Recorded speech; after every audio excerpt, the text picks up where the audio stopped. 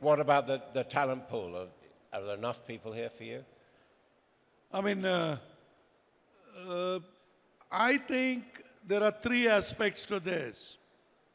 One, the talent here, is it not about numbers? It's also about the content, the creativity, the innovation. Because ultimately, technology, and I'm sure, Adam, you've seen it in your industry, media industry was the first to be disrupted.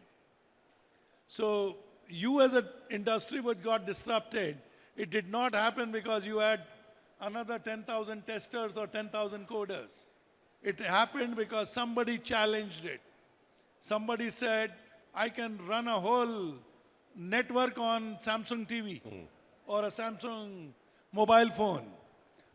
So my point is very, very clear that cost of disruption is reduced. Second point is disruption has become endless. And I personally believe that that ecosystem effect, the current talent of KSA is embracing. Because you have a crown prince who himself is, I think, the person who challenges the processes. He has challenged many processes. If that culture comes in, digital's first part is question a process and then look at automation. Once you have looked at automation, bring in human engineering into it. And once you bring human engineering into it, you are able to make it mainstream. So what used to be the linear growth of the industry has now become exponential growth.